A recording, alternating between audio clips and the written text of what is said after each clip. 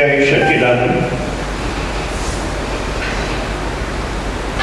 समर्थ गुरु को चाहिए कि पहले वह अपनी नाभि देश के कुंडलिनी शक्ति को उठाकर अपने नेत्र में धारण करे, फिर शक्ति संपन्न होकर उसे शिष्य के शरीर में संचारित करे। माँ भगवती की ये सीख है, क्योंकि गोरख संप्रदाय के प्रमुख गोरखनाथ थे। माँ भगवती सरस्वती उनको तैयार कर रही थी कि भविष्य में आपको क्या करना है। गुरु को नाभि प्रदेश में जो शक्ति है,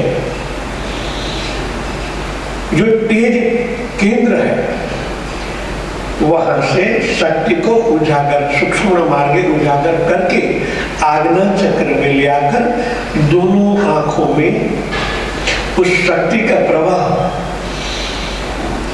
धारण करके, क्योंकि यहां आंखों की बात की गई है।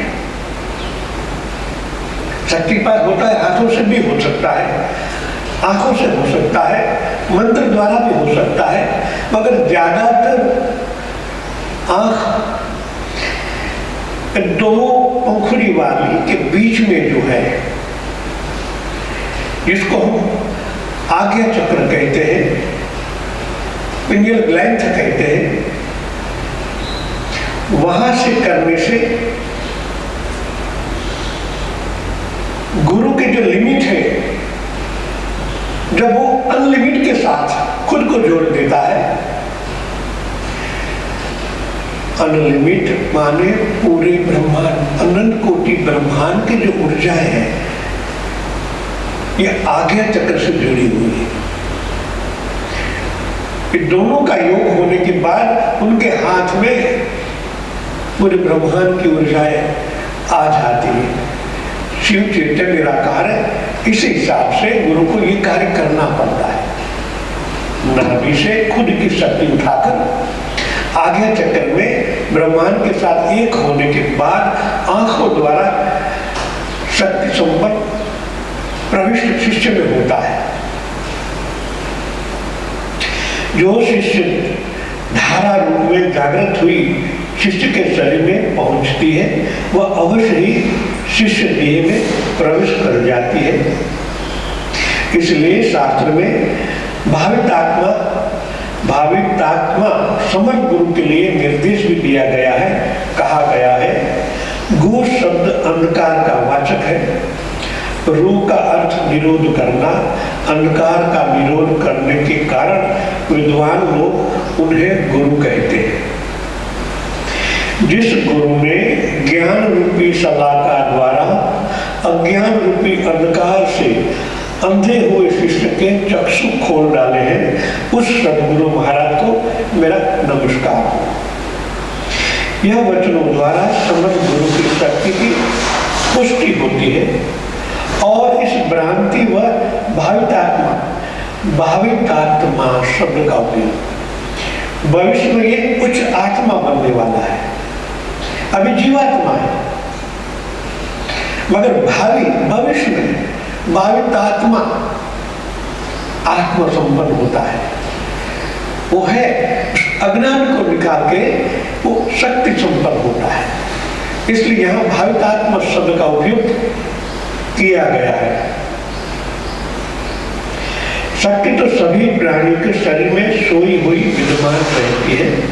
देखने मात्र से जो उसे जगा दे, उसे समर्थ गुरु कहते हैं।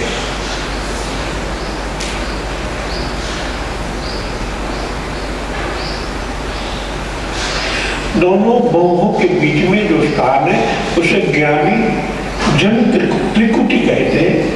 वह महाबोध का स्थान है और मंत्र पीठ की भी है। उसे सदगुरु स्पर्श करते हैं। शिष्य के आज्ञा चक्र में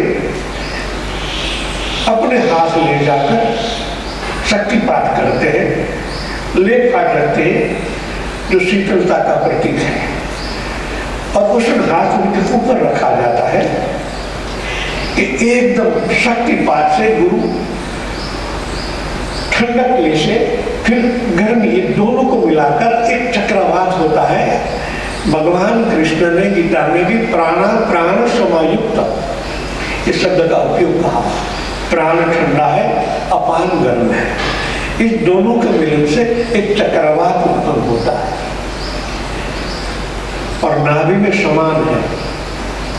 शक्ति वहां इकट्ठी होकर प्राण और अपान ये दोनों का मिलन होता है और यह मिलन नाभि में इसलिए करवाया जाता है कि 72,000 नाड़ी से मणिपुर चक्र जुड़ा हुआ है, तो वहां से पूरी बॉडी में फैलकर जहां जहां भी इडा पिंगला का स्वेलिंग होता है, हर जगह शक्तिपात से शक्ति प्रवाहित होती है। 72,000 नाड़ियां, इनके बाद 3.5 लाख नाड़ियां, इस सब के अंदर इस शक्ति प्रवाह फैलने लगता है। खरबों जहां इडा पिंगला, तो हर जगह जहां इडा है वहां पिंगला है, वहां उस शक्ति का योग बनता है, इसलिए उनको शक्तिपात कहा है।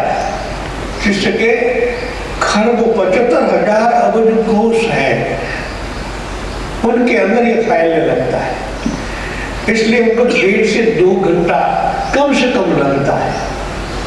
पाठ को बाद में उनको शिष्य के अंदर पछाना, उस शक्ति प्रवाह और शिष्य की शक्ति प्रवाह दोनों मिलकर एक शांत बनते हैं।